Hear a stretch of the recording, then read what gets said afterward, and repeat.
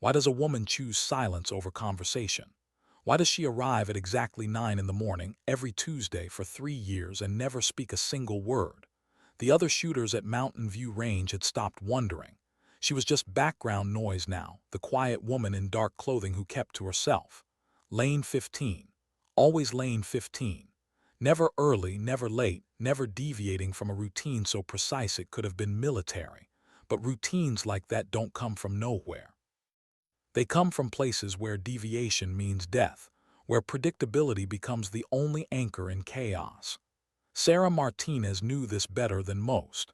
She had paid for this knowledge with years of her life, in deserts that burned and mountains that froze, in places whose names she still couldn't speak aloud without feeling her chest tighten. The range officer, Mike, had given up trying to make conversation with her after the first year. He would nod when she arrived, slide the sign-in sheet across the counter, and watch her disappear into her lane like smoke dissolving into air. Other shooters whispered about her sometimes, the way people always whisper about those who choose invisibility. Some thought she was unfriendly. Others figured she was just shy, maybe traumatized by something in her past. A few suspected law enforcement, given the cold precision of her shooting. But Sarah heard everything and said nothing. She had learned long ago that words were weapons too, and the safest weapon was the one you never drew. This particular Tuesday felt different from the moment she pulled into the parking lot. The range was busier than usual, filled with the kind of noise that made her shoulders tense before she even opened her car door. Young men, mostly, their voices carrying across the morning air with that particular brand of confidence that comes from never having been truly tested. They occupied lanes 12 through 14, right next to her sanctuary, and their laughter bounced off the concrete walls like ricocheting bullets. Sarah considered turning around, driving home, letting this one Tuesday pass without her ritual. But she had already given up too much. This was hers. This small piece of normalcy, this controlled environment where she could remember who she used to be without anyone asking why. She set up her equipment with the kind of efficiency that only comes from repetition under pressure. Ammunition laid out in perfect rows, ear protection adjusted with muscle memory, her Glock 19 loaded with movements so economical they bordered on religious. The familiar weight of the weapon in her hands brought a sense of calm she couldn't find anywhere else, not in therapy, not in medication, not in the countless self-help books stacked beside her bed collecting dust.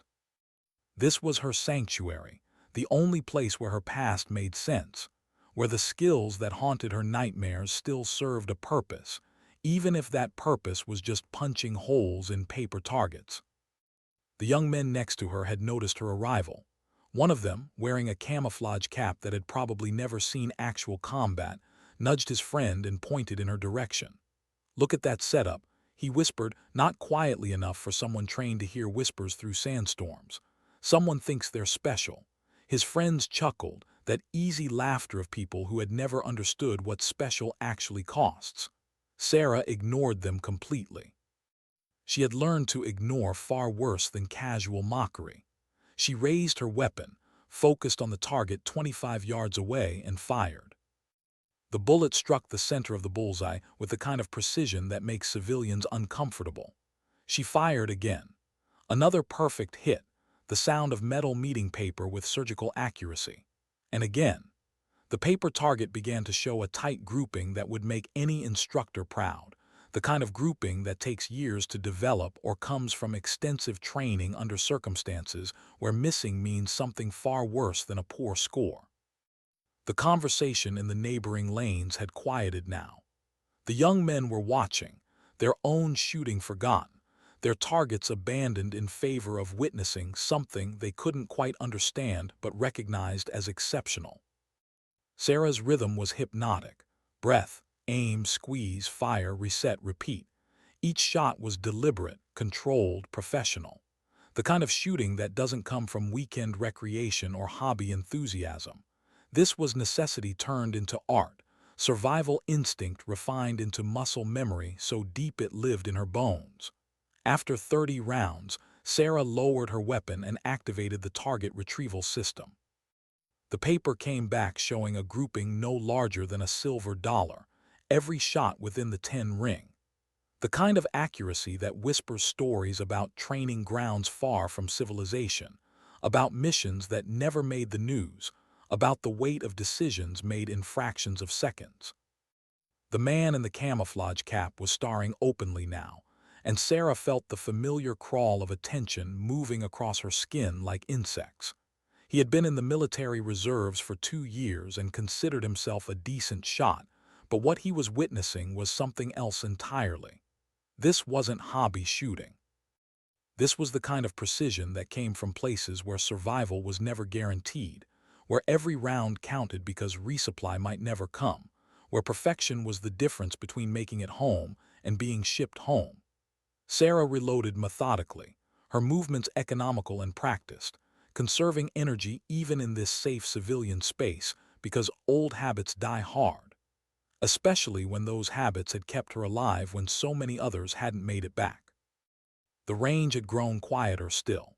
Even the experienced shooters had begun to take notice, positioning themselves to get better views of her targets, whispering amongst themselves with that mixture of admiration and curiosity that made Sarah's jaw tighten. Word travels fast in small communities, and the shooting community was no exception. The woman in lane 15 was putting on a clinic in marksmanship, and she seemed completely unaware of the attention. But Sarah was aware of everything. She had spent too many years in hostile environments to miss the shift in atmosphere, the way conversations paused when she moved, the sideways glances that followed her like shadows. People were curious about her now, and curiosity led to questions she wasn't ready to answer. Questions she might never be ready to answer. She fired another magazine, each shot finding its mark with mechanical precision, the muscle memory still there as strong as ever. Her hands remembered the weight, the recoil, the smooth trigger pull that had once meant the difference between mission success and catastrophic failure, between her team making it to extraction and bodies being left behind in valleys with no names. As she prepared for another round, Sarah caught a fragment of conversation from the lane beside her. One of the young men was on his phone describing her shooting to someone with breathless enthusiasm. "I'm telling you, man, this woman is incredible. I've never seen anything like it. She's hitting the 10 ring every single time. It's like watching a machine but human. You have to see this." Sarah's jaw tightened imperceptibly, but she kept loading, kept breathing, kept maintaining the facade of someone who didn't hear, didn't care, didn't feel her carefully constructed anonymity beginning to crack like ice under pressure. Attention was the last thing she wanted. She had chosen this range specifically because it was quiet, because the regulars minded their own business, because she could practice without drawing notice. But exceptional skill has a way of standing out no matter how much someone tries to blend in, like blood seeping through bandages, like secrets whispered in empty rooms. She decided to finish early, breaking her own routine for the first time in months. Sarah quickly packed her equipment, collected her brass casings out of habit even though the range cleaned them up, and prepared to leave. But as she walked past the group of young men, she overheard something that made her blood run cold, made the desert heat rush back into her veins despite the air-conditioned comfort of the range.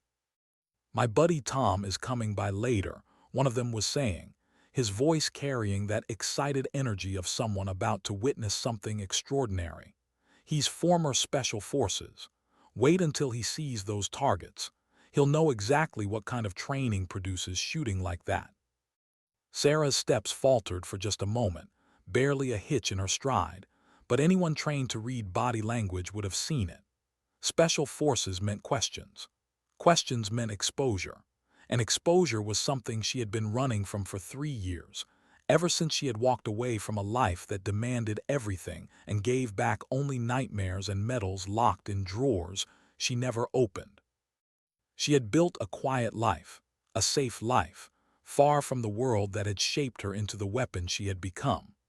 A world that had taken a young woman with dreams of serving her country and turned her into something harder, something capable of things she couldn't reconcile with the person she wanted to be.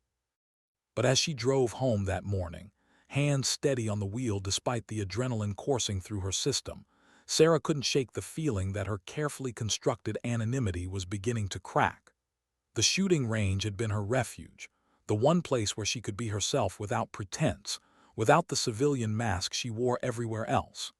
Now even that sanctuary felt compromised, tainted by the attention she had worked so hard to avoid.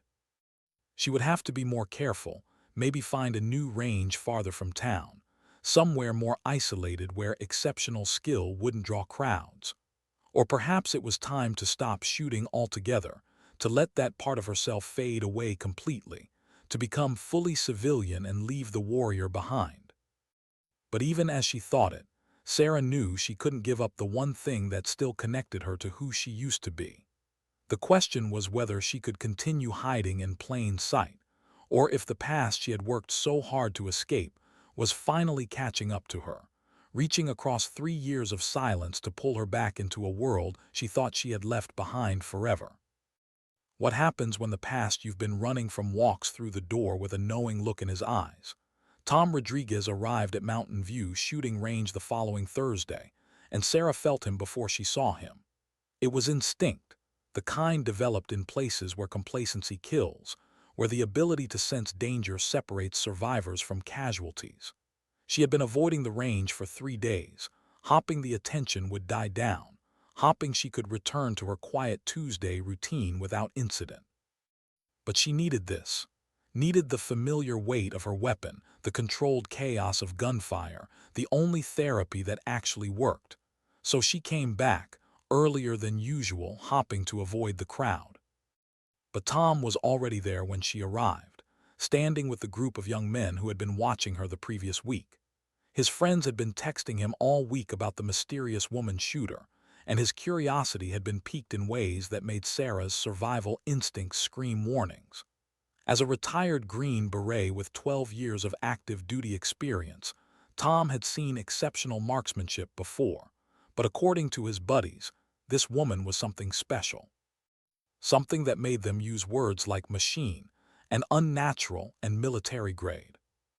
He was examining a collection of paper targets they had retrieved and saved from her last visit, holding them up to the light like artifacts from an archaeological dig. Tom's trained eye immediately recognized what he was looking at, and Sarah watched from the parking lot through her car window as his expression shifted from casual interest to focused attention. The shot groupings were textbook perfect, the kind of precision that required not just skill but specific training methodologies used by elite military units. Methodologies that were classified, that weren't taught in civilian courses, that carried with them the weight of operations conducted in shadows.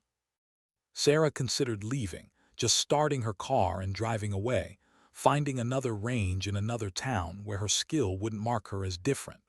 But running had never suited her, and something in Tom's posture told her that running now would only make things worse. He had the bearing of someone who understood the burden of exceptional capability, someone who had carried similar weight. So she got out of her car, signed in at the desk where Mike raised his eyebrows in surprise at seeing her on a Thursday, and walked to lane 15 with her equipment bag feeling heavier than usual. Tom noticed her immediately. Sarah felt his gaze track her movement across the range, felt him analyzing her walk, her posture, the way she carried herself with that particular economy of motion that marked people who had operated in environments where wasted energy could be fatal. She set up her equipment without acknowledging him, without giving any indication that she had noticed his presence or his interest.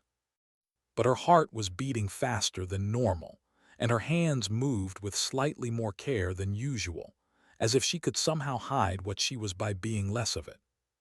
She loaded her weapon and prepared to fire, trying to fall into the familiar rhythm that usually brought calm.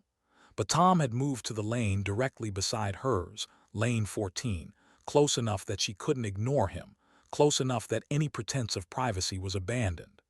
He didn't speak, didn't try to make conversation, just set up his own equipment with movements that mirrored her own efficiency. Then he began to shoot, and Sarah understood immediately what he was doing. He was matching her, shot for shot, testing her, seeing if her precision was consistent or just luck captured on paper targets by men who didn't know what they were looking at. They shot in parallel for 30 minutes, neither speaking, both firing with mechanical precision that turned the range into a strange kind of duel. Two people with secrets, with pasts that marked them as different, engaging in a conversation conducted entirely through bullet holes in paper. Other shooters had stopped to watch, sensing something unusual happening in lanes 14 and 15. But Sarah and Tom were focused only on each other's targets, on the messages being written in groupings and patterns that most civilians couldn't read. When they finally stopped and retrieved their targets simultaneously, Tom turned to her with a slight smile that didn't reach his eyes. "Those are Ghost Recon groupings," he said quietly, his voice pitched low enough that only she could hear. "I haven't seen shooting like that since Afghanistan. Since a mission that was scrubbed from official records, a team that officially never existed." He paused, watching her face for reaction. "You have that same signature, that same precision. Counter-sniper methodology, special operations discipline. The kind of training that doesn't show up on resumes or job applications." Sarah's blood turned to ice water, but her expression remained neutral, carefully controlled. "You're mistaken," she replied, her voice steady despite the panic clawing at her chest. "I'm just a hobbyist who practices a lot. People develop patterns, consistency. It doesn't mean anything except dedication." But even as she said it, she knew Tom could hear the lie in her words, could see through the civilian facade to the operator underneath. He had the same eyes she saw in her mirror, the kind that had witnessed things that couldn't be unseen, that carried the weight of decisions made in impossible circumstances. Tom nodded slowly, accepting her denial even though they both knew it was false. "Fair enough," he said, beginning to pack up his equipment. "But if you were Ghost Recon, hypothetically speaking, you should know that someone has been asking questions about surviving team members. Meridian Solutions, a private military contractor. They've been making inquiries, offering money for information, and their interest feels wrong. Feels targeted." He paused at the edge of his lane. "Hypothetically, if you were that person, you might want to be careful. Old enemies don't always stay buried." He walked away before Sarah could respond, before she could process what he had just told her, before the full weight of his warning could settle into her consciousness. Meridian Solutions. The name meant nothing to her, but the implication was clear. Someone was looking for Ghost Recon, looking for people who were supposed to have disappeared into civilian life 3 years ago after a mission that had ended in fire and chaos and decisions that still haunted her sleep. Sarah's hands were shaking as she packed her equipment, breaking her routine completely, throwing things into her bag without her usual precision. She left the range without her normal goodbye to Mike, without collecting her brass casings, without any of the rituals that had defined her visits for 3 years. In her car, she sat gripping the steering wheel until her knuckles turned white, trying to calm the racing thoughts that screamed warnings and demanded action. Ghost Recon was supposed to be over. They were supposed to be safe, scattered across the country with new identities and new lives. But Tom's warning suggested otherwise. Suggested that someone knew about them, was actively hunting them, and had resources serious enough to make a former Green Beret break protocol to warn a stranger who might be connected. Sarah drove home on autopilot, her mind cycling through possibilities and threats and contingencies she thought she had left behind. When she finally unlocked her apartment door, she moved with purpose for the first time in years, going to the closet in her bedroom and pulling down a lockbox from the top shelf. Inside were things she hadn't touched in 3 years. A satellite phone with an encrypted connection, contact information for her former team members, and a handgun she had hoped never to need again. She powered up the satellite phone, watching the screen flicker to life with a sense of inevitability that felt like drowning. There were missed calls, dozens of them, all from numbers she recognized, all from people she thought she would never speak to again. Sarah's stomach dropped as she realized Tom's warning had come too late. Whatever was happening, it was already in motion, already unfolding across the country wherever her former teammates had tried to build new lives. She scrolled through the call log with hands that had steadied now that action was required, now that the waiting was over and the fight was beginning whether she wanted it or not. The most recent call was from Dave Chen, her former team leader, the man who had gotten them all home when their mission went sideways, who had made decisions in the mountains of Afghanistan that saved their lives at costs he still carried. Sarah took a deep breath and called him back, listening to the phone ring in her ear while her other hand rested on the handgun, muscle memory making her check the magazine, and safety even though she knew both were exactly as she had left them. Dave answered on the first ring, and his voice carried the weight of someone who had been waiting for this call, dreading it, needing it. Sarah, he said, and just hearing him say her name brought back a flood of memories she had spent 3 years trying to bury. I know you wanted to stay disappeared. I know you built a life away from all this. But we have a problem and I need you to listen carefully. We're being hunted, all of us. And the people doing the hunting have resources we can't fight alone. Sarah closed her eyes and felt the last remnants of her civilian life slip away like sand through fingers, felt herself becoming again what she had been trained to be, what she had tried so hard to stop being. Sometimes the past doesn't ask permission to return. Sometimes it just kicks down your door and demands you remember who you really are.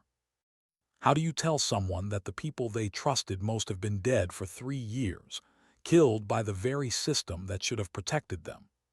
Dave's voice on the satellite phone carried information that rewrote Sarah's understanding of everything that had happened since their last mission. The team members she thought had died in the mountains of Afghanistan, the casualties that had been reported to her through official channels, the funerals she hadn't attended because they were classified and her cover had to be maintained, were all lies. Fabrications designed to isolate the survivors, to make them believe they were alone, to strip away the support network that kept operators from breaking under the weight of what they carried. Dave explained it all in the clipped, efficient manner of someone who had been planning this briefing for months, waiting for the right moment to bring his scattered team back together. Marcus is alive. Jenny is alive. We've all been in hiding because someone high up in command structure sold us out. Our last mission in Afghanistan, the one that went sideways when we discovered arms trafficking connected to Russian oligarchs, wasn't supposed to succeed. We were supposed to die there, Sarah. Supposed to be casualties of war that could be blamed on enemy action, buried under classified markers with no questions asked.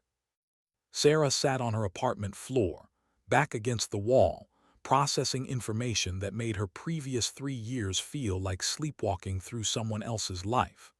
The mission that had defined her, that had ended with her being honorably discharged with medals and trauma and nightmares, had been a setup from the beginning. Their commander, Colonel Morrison, the man they had trusted with their lives, had been feeding intelligence to Meridian Solutions, using them to eliminate threats to a weapons trafficking network worth billions. When Ghost Recon had survived and successfully disrupted the operation, Morrison had improvised, declaring most of the team killed in action and scattering the survivors before they could compare notes and realize the truth. But Dave had suspected, had noticed inconsistencies in the official reports, had quietly reached out through back channels to confirm that other team members were alive, had spent 3 years building a network of truth underneath layers of official lies. Now Meridian Solutions was making their final move, hunting down the survivors one by one, eliminating the last witnesses to Morrison's betrayal, and the Russian oligarchs lost billions. The game had always been bigger than them, but now they were the only pieces left on the board.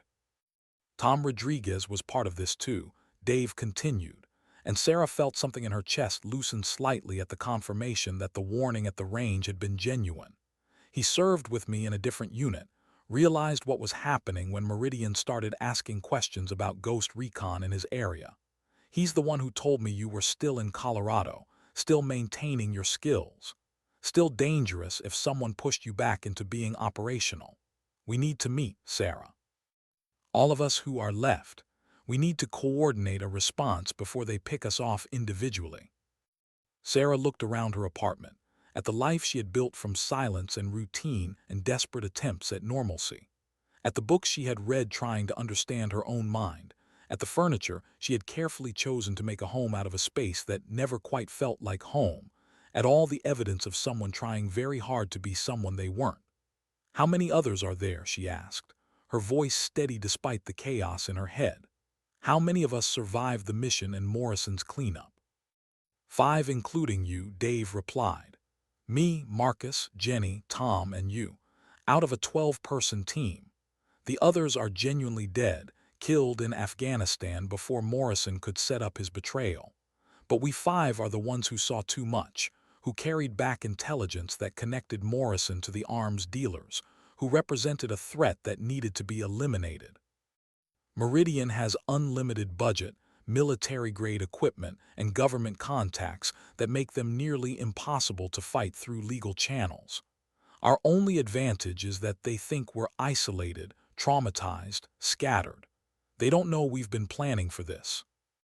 Sarah stood up, her body moving with purpose, now muscle memory kicking in as she began the mental process of transforming from civilian to operator. Where and when, she asked, already cataloging what she would need to bring, what equipment she had kept despite trying to leave this life behind, what skills she had maintained through Tuesday morning shooting sessions that suddenly made complete sense. The range hadn't been therapy. It had been preparation, her subconscious understanding what her conscious mind had refused to accept. She had never really left. She had just been waiting. Dave gave her coordinates to an abandoned mining facility in the mountains between Colorado and Utah, remote enough to avoid surveillance, defensible enough to make a stand if necessary.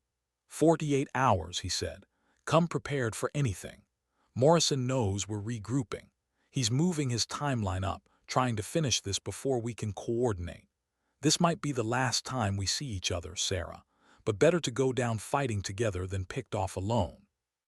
Dave had always been direct, had never sugar-coated the reality of their situations, and Sarah appreciated that honesty now more than ever. She spent the next 2 days preparing with the methodical efficiency of someone who had done this before, who understood that survival depended on details and preparation, and refusing to leave anything to chance. She withdrew cash from multiple ATMs, closed her bank accounts without explanation, paid off her lease 3 months in advance to avoid complications. She packed 2 bags, one with civilian clothes and documents for whatever came after, one with tactical gear she had stored in sealed containers in her closet, equipment that still fit perfectly despite 3 years of disuse because her body hadn't changed, hadn't softened, hadn't forgotten what it was built to do. Sarah called in sick to her job at the library, using a carefully maintained cover story about family emergencies that her coworkers accepted without question because she had been reliable for 3 years, because quiet people who keep to themselves are granted privacy without interrogation. She left her apartment clean and organized, dishes washed and put away, as if she might return to normal life after this was over. But she knew better. Whatever happened at that mining facility, whoever survived the confrontation Morrison was orchestrating, the life she had built in Colorado was over. You can't unknown what you've learned. You can't unfight the fights that are coming. The drive into the mountains took 6 hours, and Sarah drove without music, without distraction, her mind running through scenarios and contingencies and tactical considerations she had tried to forget. She thought about her team, about the people she had believed dead for 3 years, about the grief she had carried for ghosts who were actually alive. She thought about Morrison, about betrayal that cut deeper than enemy fire because it came from someone who was supposed to protect them, who had sworn oaths that apparently meant nothing when weighed against money and power. She thought about the Russian oligarch, Victor Klov, whose name Dave had mentioned, whose arms trafficking network they had destroyed, whose revenge was apparently worth $200 million and the deaths of American soldiers. But mostly she thought about what she had become during those 3 years of silence. Sarah had tried to be normal, tried to be civilian, tried to convince herself that the warrior she had been was a temporary version of herself that could be set aside like a uniform in a closet. But driving through mountain roads with a loaded weapon in her passenger seat, with tactical gear in her trunk and encrypted communications in her pocket, she realized the truth. The woman at the shooting range every Tuesday morning hadn't been trying to remember who she used to be. She had been maintaining who she was, keeping herself sharp for a fight she had known was coming even if she hadn't admitted it. Some skills don't fade. Some parts of yourself don't disappear just because you stop looking at them in the mirror. The abandoned mining facility appeared in her headlights like something from a ghost story. All rusted equipment and crumbling buildings, and the weight of forgotten industry. Sarah approached carefully, using night vision equipment that she had kept despite telling herself she would never need it again, scanning for threats and ambushes with eyes trained to see danger in darkness. A low whistle from inside the main building gave her the all-clear signal they had used in Afghanistan, and Sarah felt a mixture of relief and disbelief as three figures emerged from shadows. Dave, Jenny, and Marcus were alive, older and more weathered than she remembered, carrying the same careful wariness she felt in her own body, but unmistakably real. She embraced Dave briefly before tactical awareness reasserted itself, before the vulnerability of physical connection made her too aware of how much she had missed having people who understood, who carried the same weight. "I thought you were dead," she said, and the words felt inadequate for 3 years of grief that had been based on lies. "I thought I was alone." "Me too," Dave replied, his voice carrying its own weight of isolation. "Morrison did a thorough job of separating us. Made each of us believe we were the only survivors, too damaged to reach out, too dangerous to trust. But we're together now, and that changes everything." Jenny stepped forward, her laptop bag slung over her shoulder like a weapon, because for her it was. Their communications specialist had spent 6 months tracking Morrison's operation, following digital breadcrumbs through networks that should have been invisible, piecing together a conspiracy that reached higher than any of them had imagined. "What we found is bigger than personal revenge," she said, her voice carrying the weight of someone who had seen proof of things that shouldn't exist. They moved inside the facility's main building, where Marcus had set up a temporary command center. Battery-powered lights illuminating maps and photographs and documents spread across makeshift tables. It looked like a military briefing room assembled from spare parts, and Sarah felt herself slipping fully back into the role she had tried to abandon. "Morrison isn't working alone," Marcus began, his medic's hands pointing to surveillance photos with steady precision. "The client funding Operation Phoenix is Viktor Klov, a Russian oligarch who lost $2 billion when Ghost Recon disrupted his arms trafficking network in Afghanistan. The mission we thought was about gathering intelligence on terrorist weapon supplies was actually about dismantling Klov's entire operation.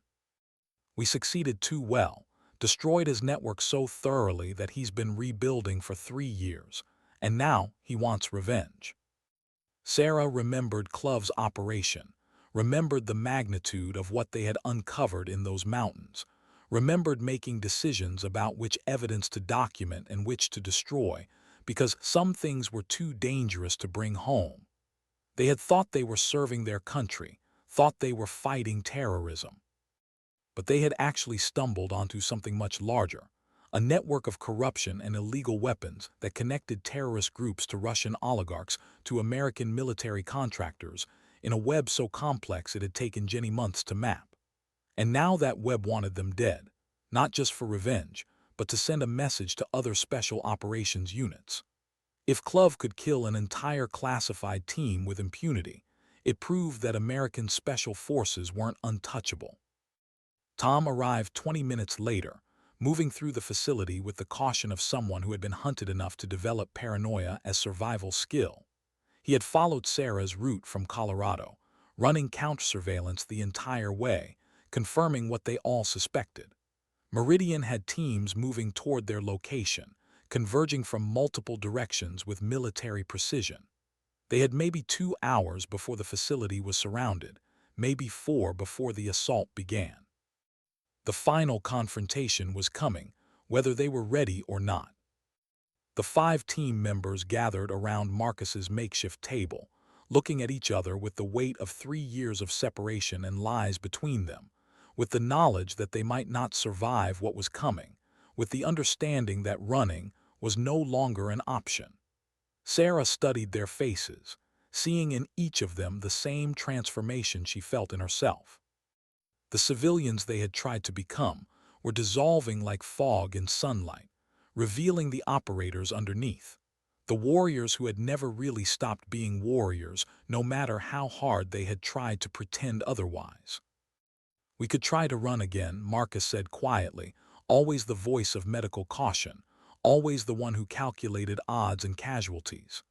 "Scatter in different directions, hope Meridian can't track all of us, spend the rest of our lives looking over our shoulders.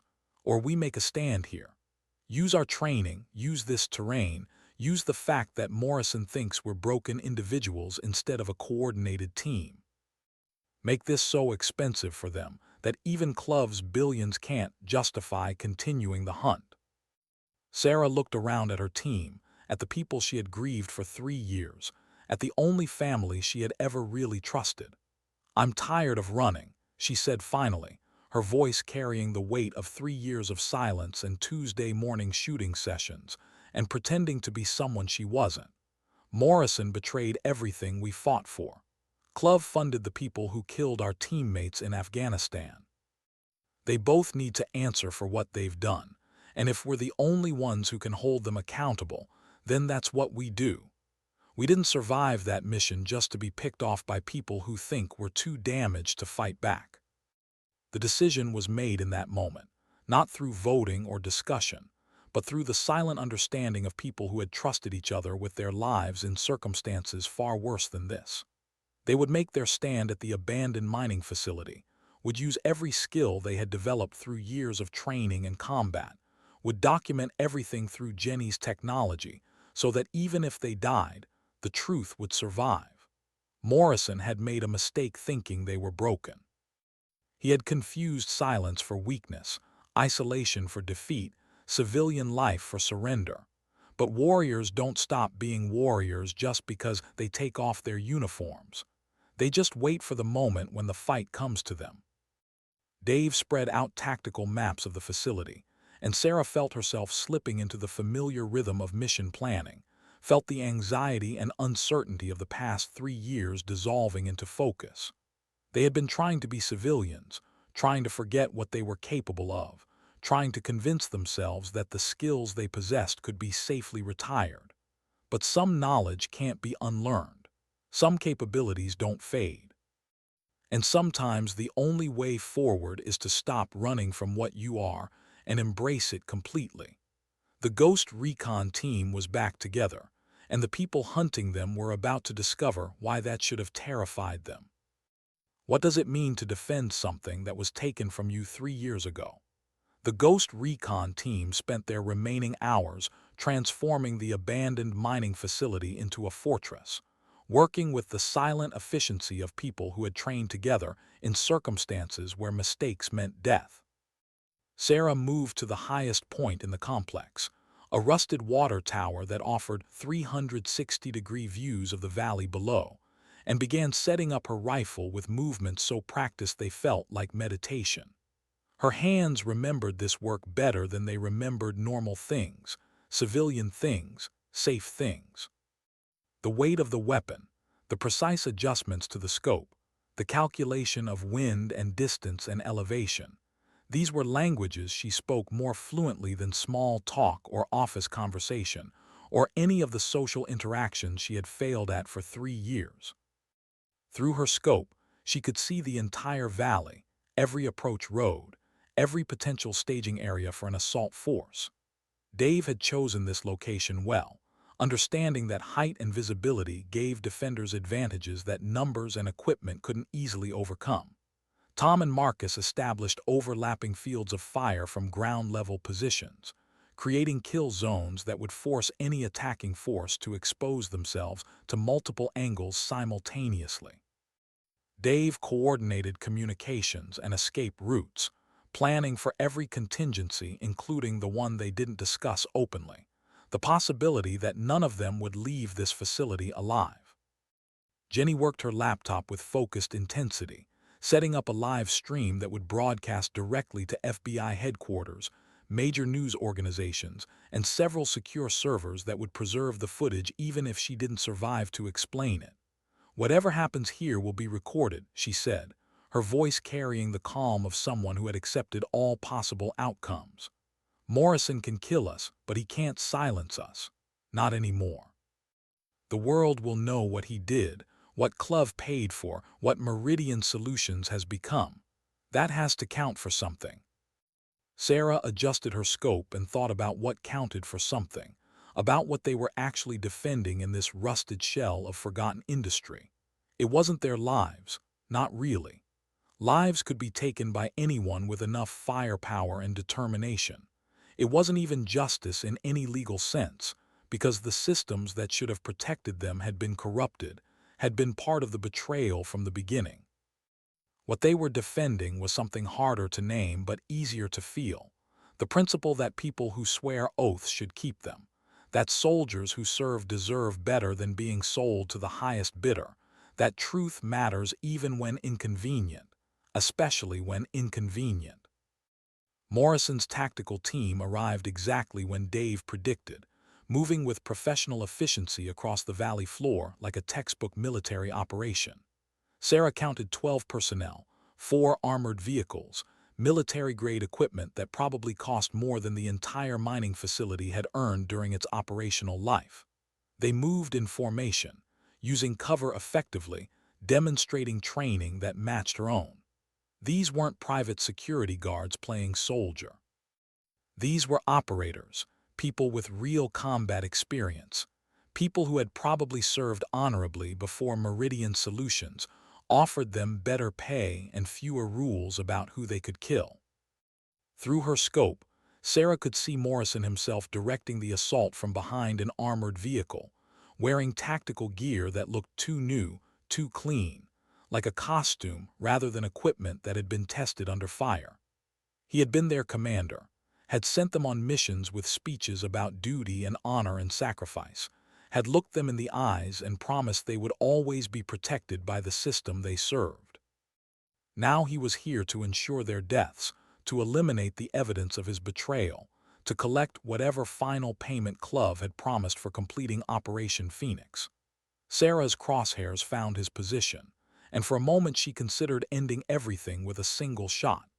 But they needed him alive to testify, needed his voice on Jenny's recording admitting what he had done, needed proof that couldn't be dismissed or buried. "Targets in sight," Sarah whispered into her radio, falling into the old communication patterns that felt more natural than any conversation she had attempted in 3 years. 12 personnel, 4 vehicles, military-grade equipment. They're not planning to take prisoners. They're planning to make this look like we attacked them, probably. Self-defense against dangerous veterans suffering from PTSD. The narrative is already written in their reports. "Copy that," Dave replied, his voice carrying the weight of command decisions made in impossible circumstances. "Jenny, are you ready with the transmission? Live stream is active and broadcasting to 17 different agencies and news organizations," Jenny confirmed. "The world is watching. Let's make sure they see the truth." Sarah settled into her shooting position, feeling the familiar calm that came before combat, the strange peace that descended when all the questions and uncertainties collapsed into simple clarity. Survive or die. Protect your team or watch them fall. Execute the mission or become a casualty. Her training had prepared her for this moment in ways that civilian life never could, had given her skills and instincts that existed precisely for situations where violence was not just an option but a necessity. She had tried to pretend those skills were a burden, something to be ashamed of, something that marked her as damaged or broken. But here now, with her team depending on her precision, those skills were exactly what they needed to be. Tools for survival, capabilities hard-won and harder kept. Ghost Recon actual to all units, Dave said, using their old radio protocol like a key unlocking doors they had tried to seal shut. Time to remind these people why they used to be afraid of us. Why certain missions were classified not because they failed, but because they succeeded too well, eliminated threats so thoroughly that acknowledging them would raise questions about what American special operations teams were actually capable of when properly motivated. The first shots echoed across the valley as Morrison's team advanced into terrain that looked abandoned, but was actually a carefully prepared battlefield. Sarah's first round struck the front tire of the lead vehicle, not a killing shot but a message that they had been seen, that the element of surprise Morrison had counted on was already compromised. The vehicle swerved as the tire exploded, forcing the assault team to abandon their planned approach and improvise under fire. Tom's position opened up next, controlled bursts that forced Morrison's people to seek cover, to slow their advance, to recognize that they weren't facing isolated traumatized veterans but a coordinated defensive operation. The battle developed with brutal efficiency, each side using professional tactics honed through years of training and experience. But Morrison's team had been expecting easy targets, isolated individuals who could be eliminated quickly and quietly. Instead, they found themselves in a firefight against people who knew this terrain, who had prepared defensive positions, who fought with the desperate intensity of people who had nothing left to lose and everything to prove. Sarah's shots were measured and precise, each one carefully chosen to disable rather than kill when possible, to wound rather than execute, because they needed witnesses as much as they needed victories. Marcus provided covering fire while moving between positions, his medical training making him hyper-aware of angles and vulnerabilities, calling out threats before they fully developed. Jenny maintained the broadcast, narrating what was happening in calm professional tones that contrasted sharply with the chaos of gunfire, ensuring that everyone watching understood this wasn't an attack by disturbed veterans, but a defense against corporate assassins funded by Russian oligarchs. The narrative Morrison had planned was unraveling in real time, broadcast to audiences who could see exactly who had brought overwhelming force against people trying to stay hidden. An hour into the firefight, Morrison's assault began to falter. 3 of his operators were wounded, forced to withdraw for medical attention. 2 vehicles were disabled, their tactical value eliminated by precise shots to critical systems. The advantage of numbers and equipment was being negated by superior positioning, and the kind of desperate competence that comes from fighting for survival rather than a paycheck. Morrison himself had retreated further behind his remaining vehicles, his presence more liability than leadership, as he realized his carefully planned operation was falling apart.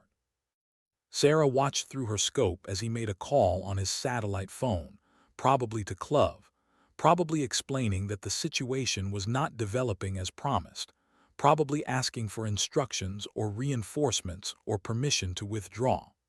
She could see the frustration in his body language, the anger of someone accustomed to power finding himself outmaneuvered by people he had betrayed and underestimated. He had thought 3 years of isolation would break them, would turn trained operators into civilians too traumatized to fight back. He had been catastrophically wrong. But Morrison had one more card to play, one option that desperation made possible. Through her scope, Sarah saw him reach into his vehicle and pull out what looked like a radio detonator, saw him speaking urgently into his phone while pointing at the facility's main building where her team was coordinated. Her blood froze as understanding hit. Morrison had known about this location, had probably prepared it as a trap, had probably planted explosives in case his assault failed.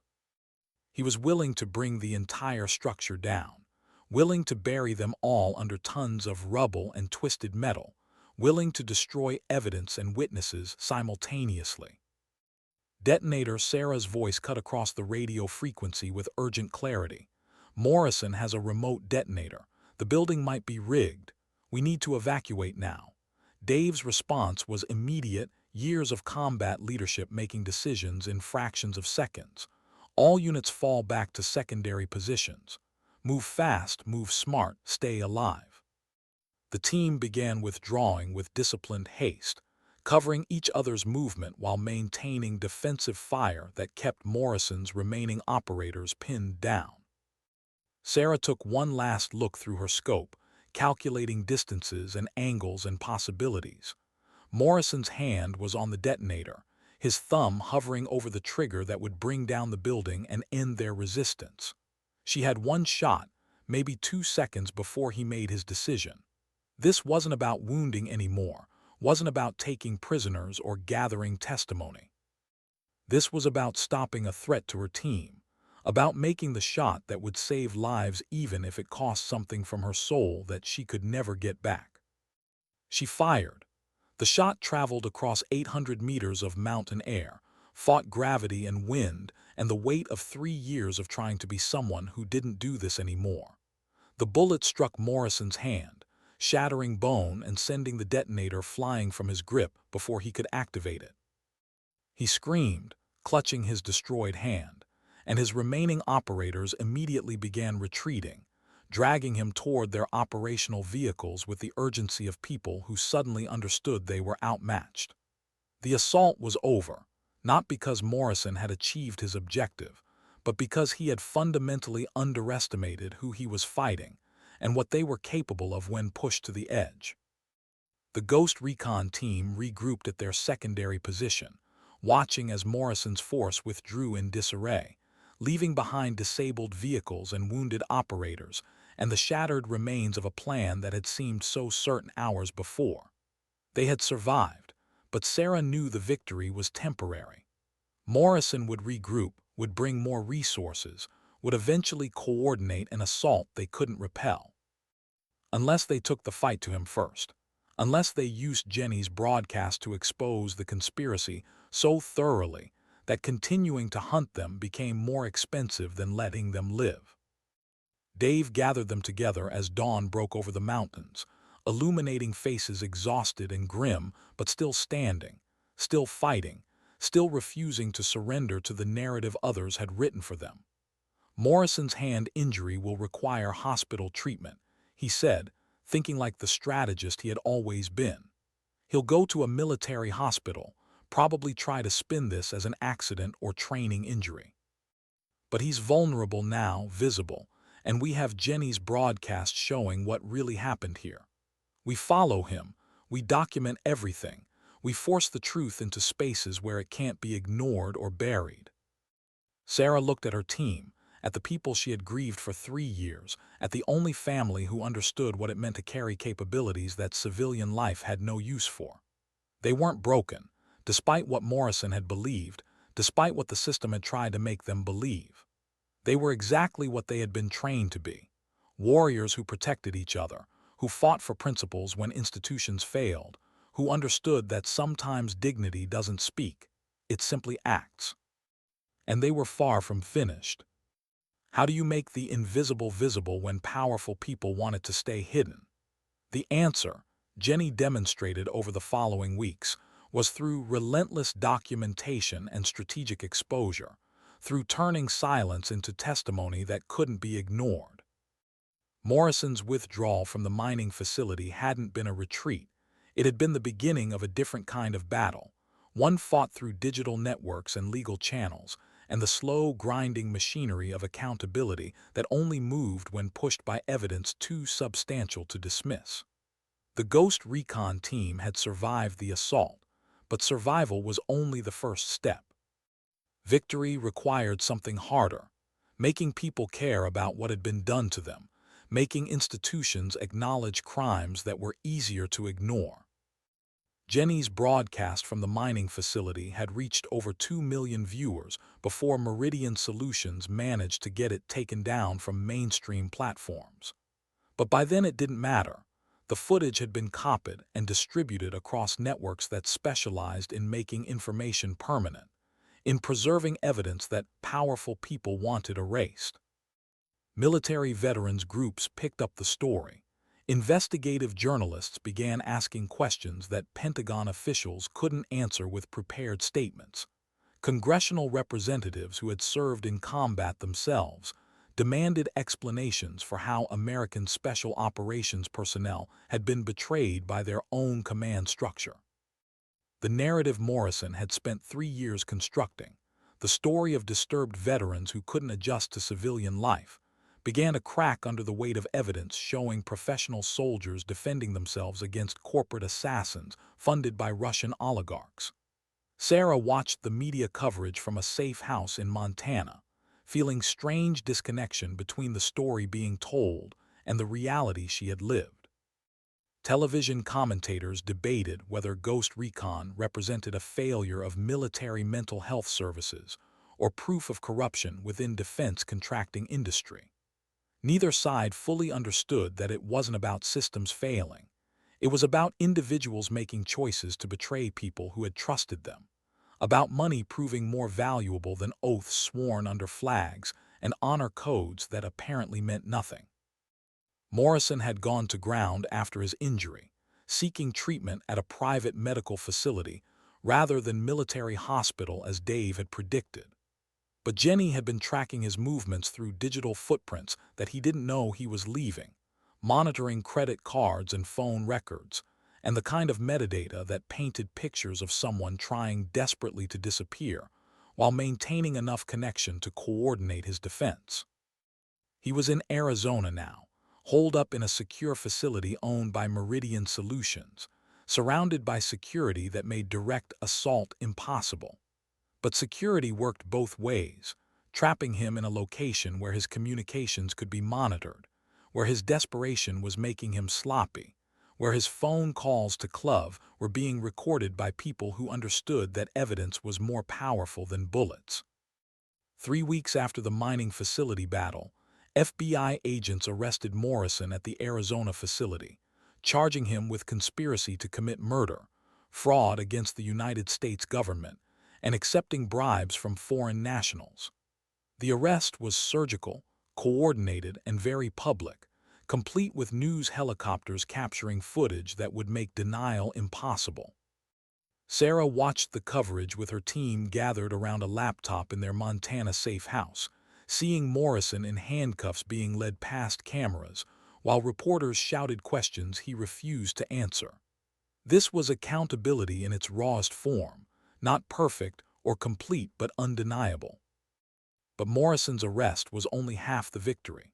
Victor Clove remained free in Russia, protected by a government that had no interest in extraditing oligarchs for crimes against American soldiers, probably applauding the chaos his money had created within U.S. military structures.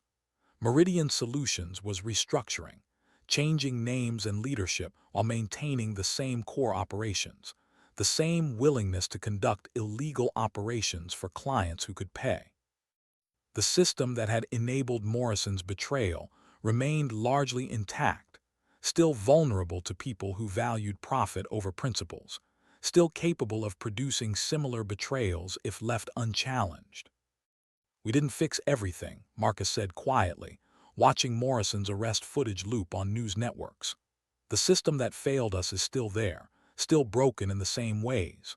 We just exposed one piece of it, made one example that might make the next Morrison think twice.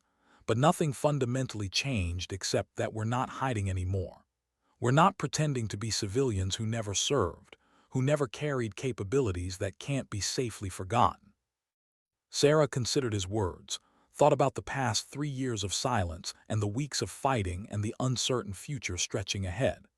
He was right that systems hadn't changed, that corruption and betrayal would find new forms and new faces, that their victory was limited and personal rather than comprehensive. But something had changed in ways that mattered more to her than institutional reform. She wasn't hiding anymore, wasn't pretending to be someone she wasn't carrying the weight of isolation that had made every Tuesday morning shooting session feel like penance for surviving when others hadn't. The Ghost Recon team had been offered positions with various government agencies in the aftermath of Morrison's arrest, roles that would allow them to continue operating within official structures, to use their skills in service of institutions that had failed them but promised to do better. Dave had accepted a position with a new oversight committee designed to prevent contractor abuses, believing that change required people willing to work within systems even while criticizing them. Jenny had been recruited by cybersecurity firms who recognized her talents and offered obscene salaries to apply them legally. Marcus was considering teaching positions at military medical schools where he could pass on knowledge earned through experiences that couldn't be found in textbooks. But Sarah had declined all official offers, all attempts to fold her back into structures that came with rules and oversight, and the expectation that she would forget how easily oaths could be broken when inconvenient. She had spent 3 years trying to be civilian, trying to pretend her skills were burdens rather than capabilities, trying to fit into a world that didn't understand what she had become. That experiment had failed, but not in the way she had feared.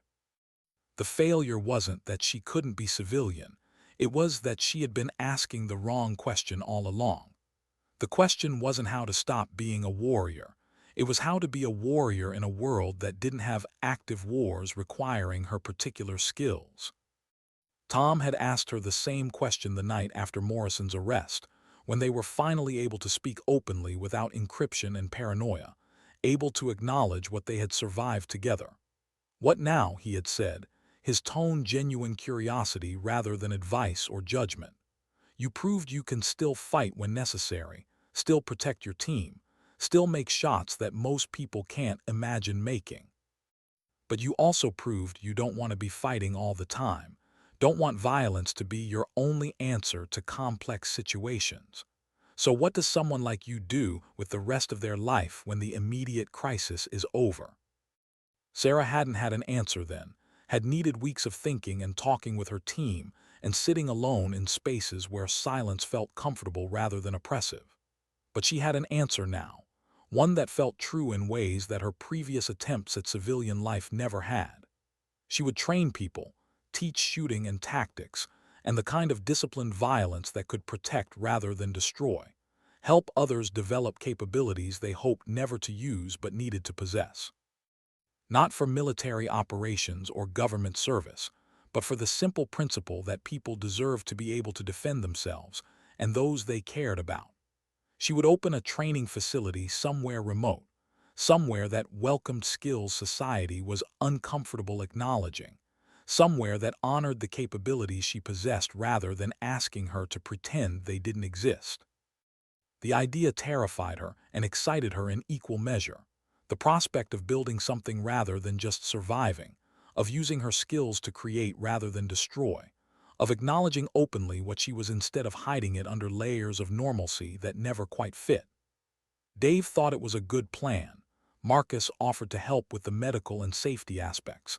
Jenny promised to design security systems that would keep students safe while they learned dangerous skills. Tom just smiled and said he had been waiting for her to realize that being a warrior didn't require being at war, that strength could be taught without violence, that the skills they possessed could serve purposes beyond the missions they had originally learned them for. 6 months after Morrison's arrest, Sarah stood in the lobby of her new training facility in northern Montana, watching the first group of students arrive for their orientation. They were varied, these students. Veterans trying to maintain skills they feared losing, civilians who wanted to understand capabilities they had never needed before, law enforcement officers seeking advanced training their departments couldn't provide. They were all people who recognized that certain kinds of knowledge were valuable not because they hoped to use them, but because possessing them changed the landscape of what was possible when circumstances demanded action. Sarah introduced herself simply, without rank or decoration or any of the credentials that might have impressed them. Her name, her military background stated without elaboration, and her core teaching philosophy delivered in the same clear tones she had used to call out targets through rifle scopes. She told them that strength wasn't about dominating others. It was about possessing capabilities that created options, that allowed protection of self and others when situations turned violent. She told them that the skills she would teach were tools that changed their users, that couldn't be learned casually or wielded without accepting responsibility for their consequences. She told them that becoming capable was different from becoming violent, that discipline and control mattered more than raw skill, that the goal wasn't to create warriors, but to create people who could choose to be warriors when absolutely necessary and choose to be civilians the rest of the time. The students listened with the intensity of people who understood they were learning something rare, something that existed outside normal channels, something that required acknowledging uncomfortable truths about violence and capability, and the spaces between civilian life and military service. Sarah watched their faces and saw in some of them the same hunger she had felt at the Mountain View shooting range every Tuesday morning, the need to maintain connection with parts of themselves that society didn't quite know how to accommodate. She understood that hunger now, understood that it wasn't damage or dysfunction, but simply the reality of possessing capabilities that most people never developed, that changed how you moved through the world and what you understood about its dangers and possibilities. Her first lesson was about breathing, about the foundation of accuracy and control, and the ability to make decisions under stress. Simple techniques that had military origins but civilian applications, that could calm panic attacks or steady hands before difficult conversations or center minds when circumstances overwhelmed. She demonstrated on the range, showing them groupings that sparked the same recognition she had seen in Tom's eyes that day at Mountain View, showing them what was possible with training and practice, and the willingness to push past comfortable limitations. But then she did something else, something that had taken her years to understand was equally important. She showed them how to miss deliberately, how to demonstrate capability without exercising it fully, how to warn rather than harm when situations allowed for restraint. This is the part they don't teach in military training, Sarah explained to her students as they practiced controlled breathing and deliberate trigger pulls.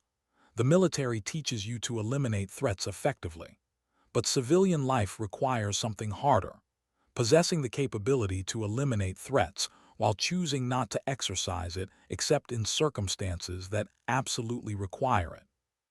That restraint, that constant decision-making about when force is necessary and when it's just convenient, that's what separates warriors from killers. That's what lets you carry these skills without letting them define you or control you or turn you into someone who sees every problem as a nail requiring the hammer you've learned to swing so effectively. Over the following months, Sarah built something she had never imagined during those silent Tuesday mornings at Mountain View Range. A community of people who acknowledged that capability and violence existed on spectrums, that strength could be developed without losing compassion, that teaching defensive skills didn't glorify aggression, but rather provided tools that created options when situations eliminated alternatives. Her students ranged from serious to curious, from highly skilled to barely competent, but they all shared recognition that certain kinds of knowledge were valuable precisely because they hoped never to need them but understood that hope wasn't strategy. Tom visited regularly, sometimes to teach classes in urban combat techniques, sometimes just to shoot with Sarah on the range they had built together in the Montana wilderness. They didn't talk much during these sessions, didn't need to discuss the implications of what they were building or question whether it was right or sustainable. They just shot, maintained their skills, reminded themselves that capability didn't fade but required maintenance, that the warriors they had been didn't disappear, but rather transformed into something that could exist in peacetime without constantly seeking conflict. Dave called monthly to update her on Morrison's trial, on the congressional investigations into Meridian Solutions, on the slow grinding process of institutional accountability that never moved as fast as victims wanted, but moved nonetheless when pushed by evidence and public attention. Morrison had pleaded guilty to avoid trial, probably offered a deal that involved testifying against Clove's organization, probably spending decades in federal prison, while the oligarch remained free in Russia, beyond reach of American justice. It wasn't perfect accountability, but it was acknowledgement that betrayal had consequences, that oaths mattered even when enforcement was imperfect, that some crimes demanded public recognition even when complete punishment remained impossible. The Ghost Recon team remained connected, not through daily contact but through the deeper bonds of people who had survived betrayal together, who had chosen to fight rather than hide, who had emerged from darkness not undamaged, but capable of using their scars as foundation for something constructive. They were scattered across the country now, each building lives that acknowledged rather than denied what they had become, each finding ways to carry capabilities that civilian society didn't quite know how to accommodate, but needed more than it usually admitted. Sarah stood on her training range one Tuesday morning, watching dawn break over Montana mountains, listening to the silence that no longer felt like isolation, but rather like peace earned through accepting rather than fighting what she was. She thought about the woman who had shown up at Mountain View Range 3 years ago, desperate for connection with skills she was trying to abandon, trying to be civilian in ways that denied essential parts of herself. That woman had been running from truth, using silence as weapon against herself rather than others, believing that strength required apology rather than acceptance. But that woman was gone now, replaced by someone who understood that warrior and civilian weren't opposing identities, but rather spectrum positions that most people occupied somewhere between extremes.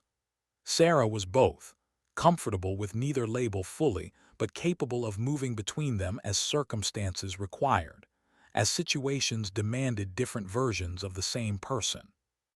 She could teach defensive skills in morning, then read quietly in afternoon, could maintain lethal capabilities while choosing peace, could acknowledge that violence existed as option without letting it dominate her decisions or define her character.